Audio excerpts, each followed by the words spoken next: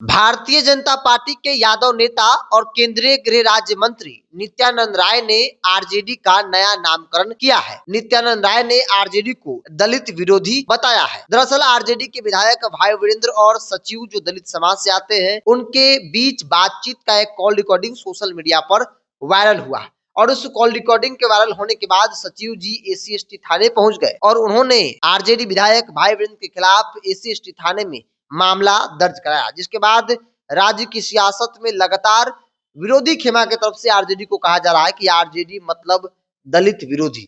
RJD दलितों का सम्मान न कभी की थी और ना ही कभी आगे करेगी। और अब देखिए, भारतीय जनता पार्टी के कद्दावर नेता यादव चेहरे बीजेपी के केंद्रीय गृह राज्य मंत्री नित्यानंद राय ने आरजेडी का नया नामकरण किया है, जहां नित्यानंद राय ने एक पोस्टर के जरिए आरजेडी को रोज जलील करो दलितों को बताया है। नित्यानंद राय एक पोस्टर शेयर करते हैं जिसमें आरजेडी का नया नामकरण किया गया है।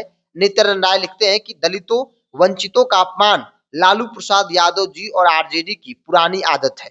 अभी कुछ ही दिन पहले उन्होंने बाबा साहब की तस्वीर अपने पैरों के पास रखकर उनका अपमान किया था। अब लालू जी के बाद एक बेहद खास विधायक भाई वीरेंद्र ने एक दलित को जूता से पीटने की धमकी दी है, लेकिन लालू जी मौन साधे बैठे हैं। ऐसा लग रहा है कि आरजेडी का मतलब हो गया है रोज जलील करो दलितों को, रोज जलील करो दलितों को। आर से रोज, जे से जलील करो, डी से दलितों को आरजेडी का नया नामकरण। आमतौर पे आरजेडी को आप लोग जानते होंगे राष्ट्रीय जनता दल, लेकिन भारतीय जनता पार्टी के कद्दावर नेता नित्यानंद राय के अनुसार आरजेडी का मतलब रोज जलील करो दलितों को। नया नामकरण नित्यानंद राय ने किया है। इससे पहले बाबा साहब भीमराव अम्बेडकर की तस्वीर पैर के पास जो तस्वीर सोशल मीडिया पर वायरल हुई, जिसको लेकर खूब जो है हंगामा हुआ। तेजस्वी यादव को सफाई भी उस पर देना पड़ा था।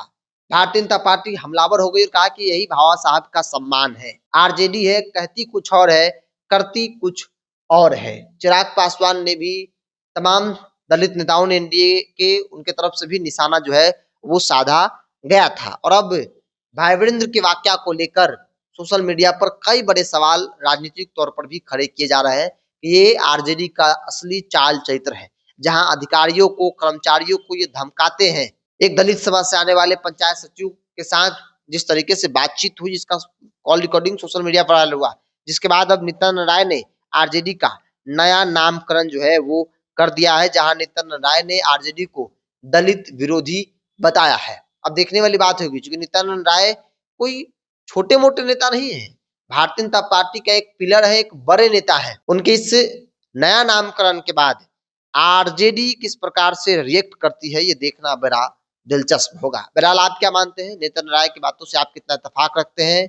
अगर आप दलित हैं तो क्या आपको लगता है कि वाकई में आरजेडी दलितों को अपमानित करती है, दलितों को रोज जो है वो जलील करती है? आप अपनी राय को कमेंट्स बॉक्स में रखिए। इस पूरी रिपोर्ट में इतना ही। बहुत बहुत धन्यवाद।